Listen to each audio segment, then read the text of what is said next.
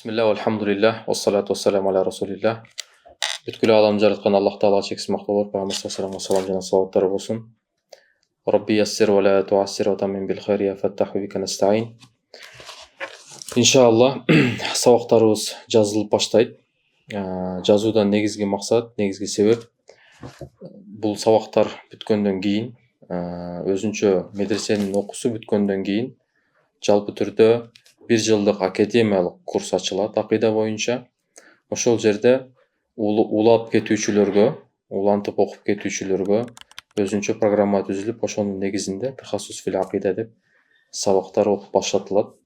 Албетте азыркы окуп жаткан китебибиз Умул Барахин. Умул Барахинге Имам Сануси рахматуллахи алейхтин өзүнүн жазган шархын окуп баштайбыз.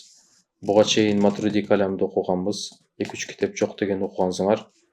Азыр болсо Тариқатул Мазж демекчи Ашари каламга кирип жаткан учурубуз. Мындан сырткары дагы иктисад окутулат, Имам Газалиники, Омда окуйсуңар, Имам Насафиникин, анан акыры Шархул Акаид менен токтойт бүтөт.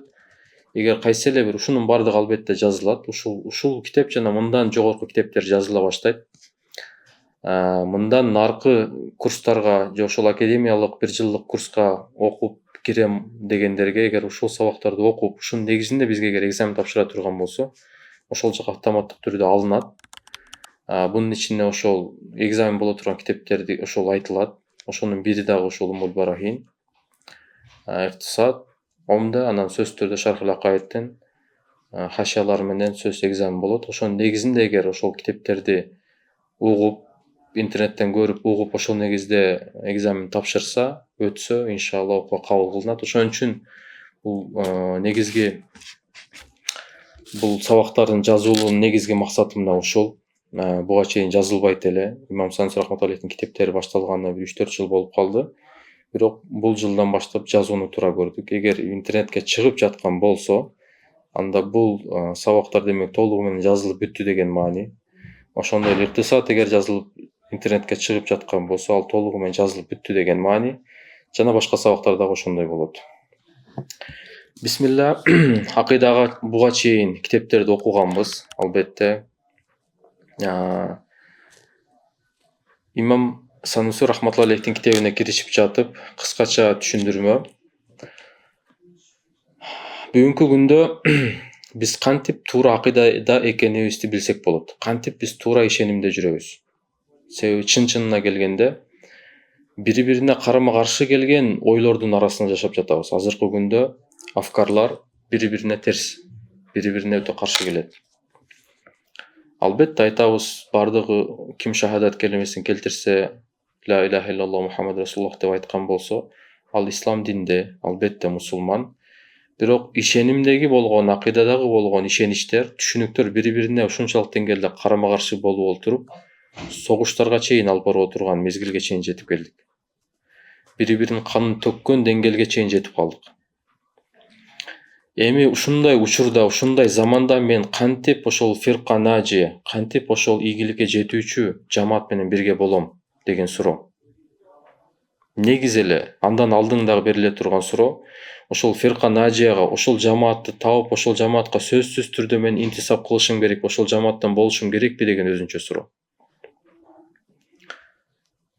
Бардыгы бирдей эле туура, бардыгы эле мусулман, бардыгынкы эле туура деп айтсам эмне болот? Ушинтип эле айтып жүрө берсем болбойбу деген суроо.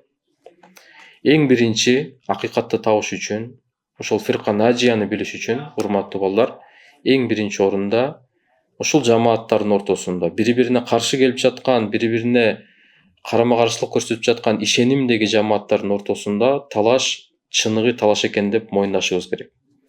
Арасында хакыйкый ихтилаф бар деп моюндашыбыз керек. Бири-бирине чын-чынына бири-бирине карама-каршы келет. Себеби биз эгер карап көрө турган болсок, же бардыгын туура деп айтайлы, же бардыгын туура эмес деп айтайлы. Мисалы, эгер бардыгын туура дей турган болсок, эмне деген түшүнүк алып келет? Эгерде бул ишенимдердин бардыгы эле бирдей эле, бардыгынкы эле туура деп айтканыбыз, бул мухал акылан. Бул албетте абсурдка алып келет. Неге? Себеби эки бири-бирине карама-каршы келген нерсени топтоп жатабыз. Экөөнү тең туура деп жатабыз. Кандай? Бирөө жисим деп атат, бирөө ла жисим деп атат. бирөө денелүү деп атса, бирөө денелүү эмес деп атат да. Эки накыйтты бири-бирине токтогон болуп калабыз, демек албетте бул туура эмес. Бардыгын туура эмес деп да айта албайбыз. Себеби арасындагы бирөө туура деп ачык билебиз. Башка ихтимал жок. Иртифаун накыдайын дагы туура эмес. Эки накыйт болгон нерсени дагы жок кылып салуу туура эмес. Демек ихтимал аз болгон учурда, демек ихтимал жок. Андан үчүнчү ихтимали жок. Эки ошол бири-бирине карама каршы келген ойлордун бирөөсүн жамаатты туура деп табышыбыз керек. Ошол жамаат, ошол фирка нажия ахлу сунна вал жамаат деп билебиз, туура. Бирок ахлу сунна вал жамааттанмын мен деп эле айтып коюу, ошол жамааттан болуп калабызбы? Ошол интисап кылып коюунун өзү эле ошол жамааттан экендин белгисиби? Жок, албетте андай эмес. Чындап ошол жамааттан экениң болуш үчүн ошол жамааттын ишеними кандай, ошону үстүртөн болсо дагы сөзсүз түрдө билиш керек. Үстүртөн билип, албетте башка жамааттардын ортосунда тамиз боло турган деңгээлге чейин үстүртөн билип, андан кийин тафсилан билип, андан кийин ошол нерсеге интисап болуп жатканыбыз болсо, ошол учурда акыйкый интисап болгон болот. Ошол учурда акыйкатан биз ошол жамааттан деп эсептелебиз. Кыскасын айтканда, урматтуу балдар, талабалар, биз ахлу сунна вал жамаатты ким экендигин биринчи ижмалан үстүртөн билип алышыбыз керек. Бул кандай ишенимдеги адамдар? Кандай ишенимдеги адамдар ушул ахлу сунна вал жамаат болгон? Үстүртөн билип, анан ушул китепте толугу менен баштан аяк тафсилан кенен ошол кайсы ишенимдер экендигин аныктап тактап билебиз. Ахлу сунна вал жамаат деген өтө кооз, өтө сүйкүмдүү, өтө бир жагымдуу сөз. Бунун бардыгы өзүнө тарткызы келет. Мен суннимин, мен ахлу суннамын, ал ахлу сунна эмес экен деп башкаларды ахлу суннадан чыгаргысы келет, өзү ахлу суннадан гана деп эсептегиси келет. Ахлу суннаны бардыгы талашат, бирок ахлу сунна чын-чынына ким? Ахлу сунна дегендин түшүнүгү кандай негизде куралган? Ошого эң негизги 3 же 4 түшүнүктү айтып өтөбүз. Эң негизги 3 же 4 түшүнүк бул кандай?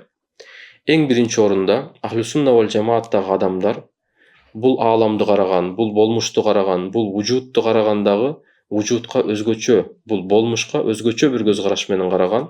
Кантип караган? Бул ааламды карады дагы, демек бул ааламда вужуд важип бар, вужуд мумкин бар деп бөлүшкөн.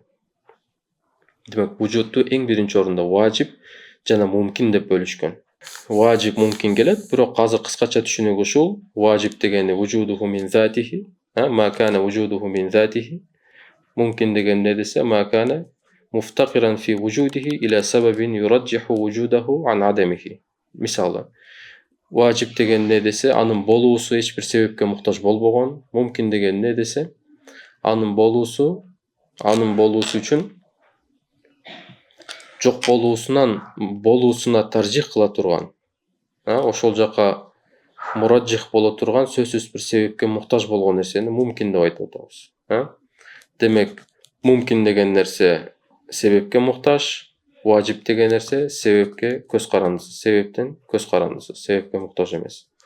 Мына ушул көз караш менен ахлу сунна вал жамааттын адамдар ушундай көз караш менен вужудка караган. Демек, вужуд бул ааламдагы болмуштун бардыгын экиге бөлүп атат. Бир зат ал важип, анын болуусу эч бир нерсеге муктаж эмес. Болуусу өз затынан, калган бардык нерсе мумкин, болуусу бир себепке муктаж. Ал себеп сөзсүз түрдө важип болбой турган болсо, анда кайра эле мухалат аклийге калып келет, тассалсул болот же давр болот. Өзү мумкин болуп, өзүнө окшош мумкинге такала берсе, андан кийинки мумкинге такала берсе, анын бардыгы тассалсул, бул бардыгы абсурдтуу. Демек, бунун бардыгы сөзсүз түрдө бир важип болгон себепке такалат, ал Аллах субханаху ва тааля. Анан үчүнчү бөлүгү бар, ал мустахил. Мустахил дегени мухал аклан деген бул келет. Важип, мумкин, истихаладын акли ахкамдарын өтүп атканда өтөбүз. Бул китепте азыр үстүртөн айтканда мустахилди билүү дагы, ошол важип менен мумкин ажырата билүү, ошол нерсени билүүгө чоң түшүнүккө салым кошот. Ошого мустахилди дагы сөзсүз түрдө билебиз. Мисалы үчүн, важип себепке муктаж деген айтылган сөздүн өкүмү эмне десе, мустахил деп айтабыз. Важипти бир себепке муктаж кылып койгонун, аны мумкинге чыгарып койгону. Демек, бул туура эмес, бул мухал аклан. Мисалы, ошон үчүн улум аклиядагы эреже ушул. Салб дайыман ижапка караганда алдың турат, себеби салбтын өзү ошол ижапка далилат кылат. Демек, буну билебиз, албетте истихала эмне экенин билебиз, бул ахкамдарды билебиз. Демек, биринчи түшүнүк, урматтуу балдар, эң биринчи түшүнүк Ахлу сунна вал жамааттын түшүнүгү вujudту важип жана мумкин деп бөлүп карайт. Экинчи түшүнүк, экинчи негизги мафахимдердин бири Ахлу сунна вал жамаат важип менен мумкиндин ортосундагы байланыш эмне дегенге кандай көз карашта карашат. Важип менен мумкиндин ортосундагы байланышы кандай десе, Ахлу сунна вал жамаат ушундай көз карашта. Важип бул гани мутлак, бардык тараптан мутлак, жалпы түрдө Аллах Таала эч бир нерсеге муктаж эмес. Мумкин деген эмне десе, муфтакир мутлак, жалпы түрдө бардык тараптан сөзсүз түрдө важипке муктаж. Мына экөөнүн ортосундагы байланыш ушул. Себеби Аллах Таала өзүнүн махлуктарынан толук түрдө, башка жаратылыштардын бардыгынан толук түрдө муктажсыз, эч бир нерсеге муктаж эмес. Ал эми махлук болсо, ошол эле учурда толук түрдө өзүнүн жаратуучусуна муктаж. Мындай түшүнүктү айтуу менен биз Ахлу сунна вал жамаат дегендин түшүнүгүн дагы да Ахлу сунна вал жамаат дегендин түшүнүгүн дагы да кичирейтип, дагы да бул түшүнүктү бекемдей баштадык. Ахлу сунна вал жамаат дегенде ушул түшүнүктү айтары менен, демек автоматтык түрдө мусулманмын деп жүргөн философтор бул жерден чыгып кетип отурат. Эмнеге? Себеби философтордун түшүнүгү боюнча, ошол эле мусулман философтордун арасында түшүнүгү боюнча, Аллах Таала менен жаратуучу важип менен мумкин ортосундагы байланыш бул илля маалул байланышы бар деп айтат. Илля маалул. Ал деген эмне деген? Илля бар болгон учурда маалул сөзсүз болот. Маалулдун болушу иллаттын болгону деп айтат. Бул ааламды булар маалул катары деп билет. Аллах Тааланы иллат деп билет. Ошол себептен философтордун түшүнүгү боюнча бул аалам эзелтен деген түшүнүккө бар болот. Себеби эзелтен Аллах Таала иллаттын бар болуусу, эзелтен эле маалулдун бар болуусу деген түшүнүк. Демек, ушинтип айтуу менен дагы көптөгөн ушул түшүнүктү карманган адамдарды Ахлу суннанын коргонунан, Ахлу суннанын түшүнүгүнөн чыгарып коюп отурабыз. Үчүнчү түшүнүк Ахлу сунна вал жамаат эмне десе, дагы бир мындай деген суроо, эми ошол важип менен мумкиндин ортосунда бири-бирине болгон кээ бир байланыштуу, бири-бирине болгон кээ бирине таандык болгон өкүмдөр менен сыпатталышы мүмкүнбү же мүмкүн эмеспи деген суроо. Мисалы үчүн, важиптин кээ бир сыфаттары менен мумкин сыпатталышы мүмкүнбү же мумкиндин кээ бир сыфаттары менен важип сыпатталышы мүмкүнбү десе, Ахлу сунна вал жамааттын ою боюнча, Ахлу сунна вал жамааттын ою ушундай: эч бир учурда, эч бир заманда, эч качан важиптин сыпаттары менен мумкин сыпатталбайт, мумкиндин сыпаттары менен важип сыпатталбайт. Буну биз мухал аклан деп айтабыз. Албетте бул мустахил аклан. Бунун дагы далили келет. Антип сыпатталышы мүмкүн эмес. Мындай деп айтуу менен дагы да Ахлу сунна вал жамааттын түшүнүгү кыскарып отурат. Ахлу сунна вал жамааттын даирасы, түшүнүгү дагы да тарып отурат. Себеби мындай айтуу менен албетте муътазилалар, албетте мужассималар чыгып кетип отурат. Мужассималар эмне деп айтат? Аллах Таала кээ бир махлукаттардын сыпаттары менен сыпатталат деп айтат. Кээ бир махлукаттар эмес, махлуктардын кээ бир сыпаттары менен сыпатталат деп айтат. Ал келет ошол таджсим, ошол эле ташбих. Муътазилалар болсо тескерисинче махлуктарды Аллах Тааланын кээ бир сыпаттары менен сыпаттап отурат. Мисалы үчүн халка фа'ал ибад, пенде өзүнүн амалын жаратуу, ошондо имканды берген деп айтат. Дагы бир Ахлу сунна вал жамааттын түшүнүгү ушул: акыйда маселесине келген учурда кат'ий менен заннинин ортосун айырмалап билет. Себеби бул ишеним маселеси сөзсүз түрдө кат'ий болгон нерсени гана кабыл кылат. Зандын бул жерде орду жок. Шахада калимасын айтып аткан учурда Имам Садик рахматуллахи ушуга дагы тереңирээк киребиз. Мукаллиттин маселеси айтылып атканда тереңирээк кирет. Демек, занни болгон нерсе менен биз усулул i'tiqad, усулул дин болгон негизги биздин ишеничибиз болгон нерсеге байланылбайт. Занни нерсе менен i'tiqad талап кылынбайт, ошондой эле катай болгон нерсе менен заннинин ордуна иштетилбейт. Мисалы үчүн, занни эмне? Фикхта занни нерсе иштетилет албетте. Занниятта, фикхта туруп катай гана далилди изилдейм, катай гана далилди кабыл кылам деген албетте бул зандакка алып барат. Албетте динден чыгып кеткенге алып барат. Бүгүнкү күндө Кур'ан-ниттер же хадисти инкар кылгандардын дагы себеби ушул негизде келип чыгат. Бир гана катай далилди кабыл алуу менен гана байланган. Ошол эле учурда акыйда маселесинде дагы кат'ий гана далилдерди кабыл кылабыз, заннияттарды кабыл кылбайбыз. Демек экөө бири бирине аралашпайт. Мына ушул нерсени дагы ачык билүү. Эми Масадак, Мистах ким? Ахлу сунна вал жамаат ушундай түшүнүктөгү адамдар ахлу сунна деп айттык. Бирок ошолорго ким дал келет дей турган болсок, бирок аларды айтаардан алдын албетте дайыма алар кимдер ошолорду эле ээрчисек болду деп, ошого эле интисап кылып койсок эле деп шашкалактайбыз албетте. Ошол Мистагын эле айтсаң ошолордон болуп калайлы деп, бирок Ахлу сунна вал жамаат деген түшүнүктү биринчи алдын ала айтчу нерсе, Ахлу сунна вал жамаат дегени бул толук ислам, Ахлу сунна вал жамааттан чыккандар мусулман эмес деген түшүнүк эмес. Ушул нерсеге маани бериш керек. Ахлу сунна вал жамаат деген ошол мусулмандардын бир көпчүлүк бөлүгүн түзгөн адамдар. Эзелтен ошондой адамдар болгон. Ахлу сунна вал жамааттан чыгып кеттиң, исламдан чыгып кеттиң деген түшүнүк эмес. Ахлу сунна вал жамааттан чыгып кеткениң же бидаттын себебинен, же билбей жахилдиктин себебинен болду. Болбосо негизи хак Ахлу сунна вал жамаат менен бирге болуш керек эле. Демек, Ахлу сунна вал жамааттан чыгып кетүү бул бир гана же билбеген себептен, же болбосо бидаттын себебинен. Эми Ахлу сунна вал жамаат ким десе, Ахлу сунна вал жамаат ушул түшүнүктө карманган адамдар бул исламдагы бизге пайгамбарыбыздан, сахабалардан калган айтылган сөздөр, шариаттын түшүндүрмөлөрүн эң туура нукта, эң туура негизде түшүнүк кылып, түшүндүрүп берген, эң туура динди тафсирлеген адамдардын жамааты деп айтабыз. Алар кимдер болгон? Кылымдар бою канча деген фикх китептердин жазган, тафсирлери, лугат жазган, акыйда жазган, жана башка түрлүү илимдерди жазган алым адамдар. Алар кимдер деп тарыхты карап изилдеп көрө турган болсок, истикра кылып, албетте алар фикх жактан алганда 4 мазхабтын ээлери болгон. Акыйда жактан алганда Ашари жана Матурidi мектебине таандык болгон адамдар болгон. Ушул адамдар, ушул жакка таандык болгон адамдар мына Ахлу сунна вал жамаат дегендин түшүнүгүн, мына ушундай биз айтып өткөн түшүнүктү, үстүртөн айтып өткөн түшүнүктү ушуга терең кирип, ушул негизде карманган адамдар болгон. Дагы бир үчүнчү фирка бар. Алар кимдер? Ошол Ханабилага деп, Фудалаул Ханабила деп Имам Субки рахматуллахи айткандай, Ханабилалар бар. Ханабилалар ошо Имам Ахмад ибн Хамбалдын аркасынан ээрчийбиз деп, ошонун айткан маселелерин ээрчийбиз деп, ошол жака нисбат кылып калгандар. Неге Ашари Матуриге нисбат кылынган эмес? Себеби алар андан алдың чыкканбыз дейт, андан алдың болгон, ошонун себептен Ханабилаларга нисбат кылабыз дейт. Бирок Имам Ахмад ибн Хамбалга нисбат кылгандардын көпчүлүгү албетте таджсимге кирип кеткен. Арасында танзих кылгандар да болгон, бирок көбү ташбих таджсимге кирип кеткен себептен Хафиз ибн Джаузи рахматуллахи алейхи дагы айткан сөзү өтө белгилүү. Шанул мазхаба шайнан ла ягсилуху маул бахр деп айтат. Мазхабты, Хамбали мазхабын ушунчалык кирдетип бузуп коюшту. Деңиздин суусу менен алып келип жуусаң да кетпей турган болуп калды дейт.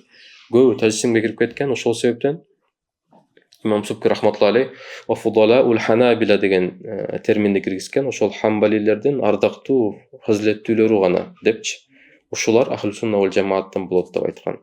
Урматтуу балдар, урматтуу талабалар, ар бир заманда замандын талабына жараша, элдердин ой жүгүртүүсүнө жараша, илимдүүлөрдүн азайып көбөйүүсүнө жараша ар бир заманда, ар бир учурда бир жамааттар көбөйгөн, бир жамааттар азайган албетте.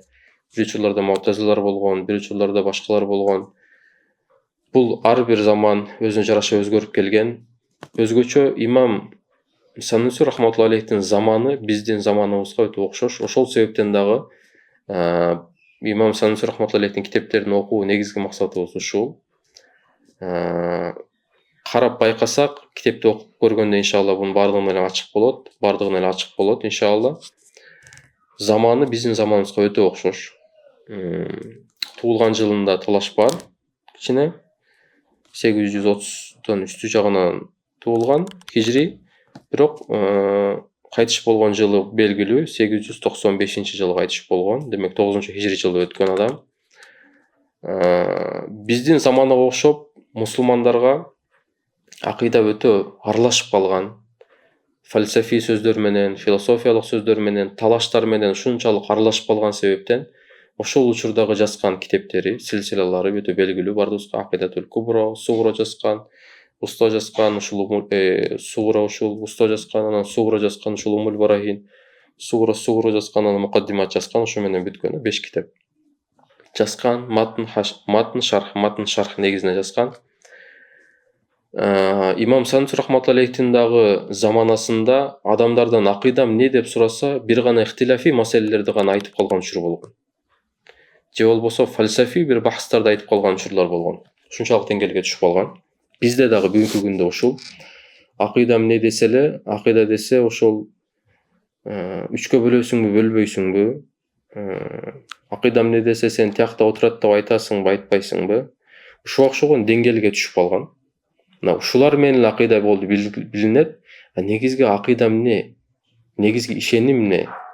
Илмул каламдын тарифин бергендеги имам Рази, имам Ижилердин айткан тарифинин негизинде болуп жатабы? Ошону негизде аныктап жатабы? Ал нерсе эч бири жок калгандагы бардыгы эле талаш эле маселелерге гана чектелип калган себептен ошол учурдагы жазылган китеп бүгүнкү биздин күнгө дагы өтө дал келет. Имам Сануси рахматуллахи өмүр баянына кыскача токтоло турган болсок, Хасани болгон деп айтылат. Хасани болгон. Демек ашрафтардан болгон. Бирок Сануси деген кабила Тилимсандан, Жазайырден, бул ашрафтарга кирбейт экен бардыгына эле белгилүү. Ошол себептен апа тарабына, чоң апа тарабына, тайне тарабынан караганда булар ашраф болгон деп ошол жакка ниспат кылып, анан ошентип берилген деп айтат. Эми бул дагы тахкик кылгандардын, мухаккикттердин ортосунда кайра эле талаш бар. Апа жагынан ниспат кылынабы, бала ниспат кылынбайбы? Ашрафият болсо ниспат кылына берет, кылынбайт, ал өзүнчө талаш.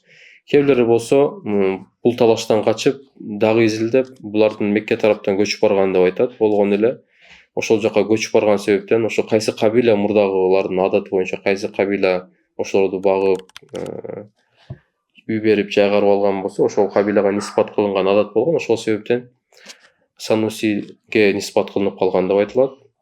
Сануси урусу өтө белгилүү. Франциянын колонизациялык учурунда каршы чыгып, ошолорго туруштук берген, элинин жеринин боштондугу үчүн күрөшкөн өтө чоң кабилалардын, уруулардын бири болгон. Ошол урууга ниспат кылынат Имам Сануси рахматуллахи. Имам Сануси рахматуллахидин китебинин Умул Барахиндин өзгөчө дагы бир өзгөчөлүгү ушул. Акырын китептерин эле, негизги китептердин бардыгынын башында Ахкамул Аклия айтылат.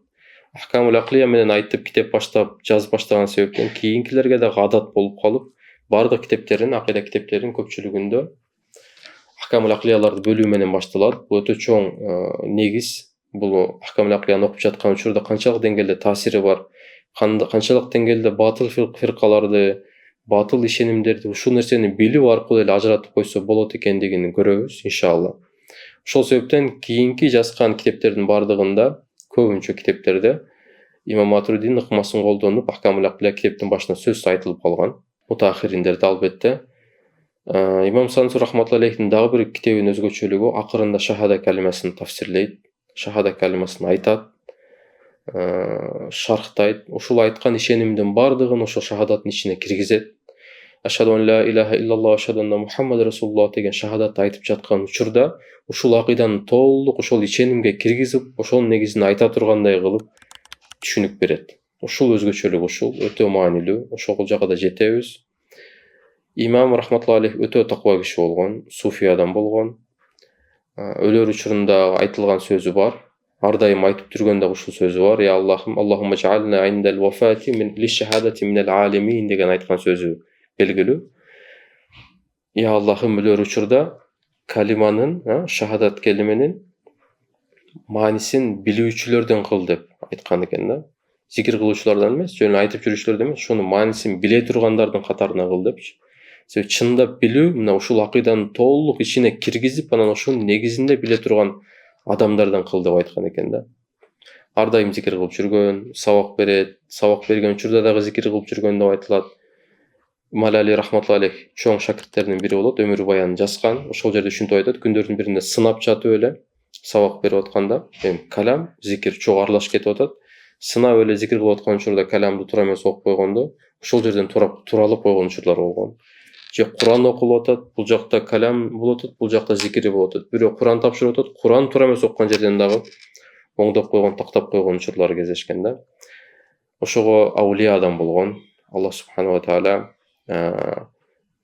бизге калтырып кеткен илимин толук пайда алганга Аллах Таала тауфик берсин, толук түшүнгөнгө тауфик берсин, ушул нерсени элге жеткиргенге тауфик берсин. Аллах Субхана Таала берген илиминен жакшы эң чоң сыйлыктардын бирин берген болсун. Азыр бисмиллада бүгүн жетишпей калдык. Китепти окуп баштайбыз. Кээ бирлердин китеби башка шарх менен жүрөт, Ахмад Ансардын шархы эмес. Аны да окуганбыз өткөн жылы, бирок бул жылы өзүнүн жазган шархы менен окуйбуз. Жаңы басып келип бердик. Сырты ак. Ошол китептер иншалла. Бисмилла кылып коелу иншалла. Мукаддима эми бул сабактын дагы өзгөчөлүгү. Бул жерде көп нерсени эле түшүнөсүңөр, окуйсуңар, муталаа кылып, маанисин түшүнө турган деңгээлден өтүп калдыңар. Болгон эле афкарлар, болгон эле негизги маңыздуу нерселер гана окутулат. Калган нерселерди үстүртөн эле окуп кетүү менен гана чектелебиз, ишара кылуу менен гана чектелебиз. Себеби убактыбыз өтө аз. Жыл аяктап калды. Бул китеп, андан сырткары китептер бар окуй турган. Ошого Бисмиллахир-рахманир-рахим. قال الشيخ الفقيه الولي الصالح أبو عبد الله محمد بن يوسف السنوسي الحسني رحمه الله تعالى ونفعنا به وبعلومه آمين آمين آمين. الحمد لله الواسع الجود، الحمد لله الواسع الجود والعطاء الذي شهدت بوجوب وجوده ووحدانيته وعظيم جلاله وجوب افتقار الكائنات كلها إليه في الأرض والسماء. عقيدة نشون إشني رايت كتوتات وجوب وجوده الله تعالى واجب экендигине, Аллах Тааланын жалгыз экендигине, Аллах Тааланын өтө жалалдуу азим зат экендигине эмне далилдесе, вужуб ифтикар аль-каинати куллиха илейхи фил арди вас-сама. Асман жердеги бардык жаратылыштын бардыгы ага муктаж болуп туруусунун важип болуп турганы өзү ошол нерсеге даллат кылат деп жатат да. العزيز الذي عز في ملكه عن أن يكون له شريك في تدبير شيء ما، فتعالى الله جل وعز عن الشركاء. الرحيم الرحمن الذي عمت نعمه العوالم كلها فلا مخلص لكائن عن تلك النعماء. الواسع الكريم المنفرد بالإيجاد. خير الله وشول айтқан нерсебиз. Mu'tazilарға каршы айтылган сөз. المنفرد بالإيجاد. Жаратуучу бир гана Аллах Таала гана чектелген, башка эч бир нерсе бул аламды жарата албайт, бир нерсени жоктон бар кыла албайт. فلا يستطاع شكر نعمه إلا بما هو من نعمه الجمة. الغني القدوس فلا وصول إلى شيء من فضله إلا بمحض فضله. تعالى ربنا وجل عن الأغراض. قال المعتزلة түшүнүгүнө каршы айтылып атат келет. صلاح أصلح دجنا وعن الأعوان والوكلاء والوزراء. نحمده سبحانه على نعم لا تحصى وحمدنا له عز وجل جل وعز من أجل الآلاء. ونشكره تبارك وتعالى وهو الرؤوف الرحيم الذي يبسط بفضله منقبض القلوب والألسنة والجوارح بما شاء من جميل الثناء. ونشهد أن لا إله إلا الله وحده لا شريك له شهادة نشأت عن محض اليقين فلا يطرق ساحتها بفضل الله تعالى ضروب الشكوك والامتراء. ونشهد أن سيدنا ومولانا محمدا صلى الله عليه وسلم عبده ورسوله شهادة ندخرها بفضل الله تعالى وجميل عونه لما قسم الظهور وأذاب الأكباد من أهوال الموت والقبر وما يتفاقم من المعضلات في يوم البعث والجزاء. ونحوس بها بفضل الله تعالى مع الآباء والأمهات والذرية والإخوة والأحبة في أعلى الفردوس غاية السمو والارتقاء. والصلاة والسلام على سيدنا ومولانا محمد عين الوجود وسر الكائنات وعروس المملكة ذي المفاخر التي جلت عن العد والإحصاء. Tereң маанидеги сөздөр айтылып атат. Ар бирин эме токтоп түшүндүрө турган болсок маани өтө узарат, сабак өтө узарат, бирок карап койгула. Албетте Юсуф рахматуллахтын дагы хашиясы бар, ошого да карап койсоңор болот. Бирок негизгиси шархка гана басым жасайбыз. Кээ бир нерселерди эле хашияга карап койбосок. Сиррул каинат, арусул мамлака, зил мафахир, бунун бардыгы пайгамбар саллаллаху алейхи вассаламдын сыфаты. Зил макамил махмуд вататнаке, вал хаудил мавруд, вал василатил узма дунья ва ухра, ва мальджаил халаиqi kullihim ва илейхи яхрауна يوم تترادف الأهوال وتمتد أزمتها حتى يتبرأ من الشفاعة ويهتم بأنفسهم أكابر الرسل والأنبياء. حديثتين نرسنا يتوضد فصلى الله عليه وسلم من رسول ألقت إليه المحاسن والمفاخر كلها مقاليدها فسما على أعلى منصتها بحيث لا مطمع لمخلوق على العموم في نيل تلك الرتبة العليا. Qarаңыздар, فسما على أعلى منصتها ошол мафахирдин, мухасиндин эң жогорку деңгээлине көтөрүлгөн дейт. بحيث لا مطمع لمخلوق على العموم في نيل تلك الرتبة العليا. Ошол бийик даражага эч бирөө жетем деп да аракет кыла албайт дейт. Жетем деп да жете албайт дейт. Негизи المحاسن, мафахир, арусул мамлака бунун бардыгы куллия мафхумдар, мафхум кулли.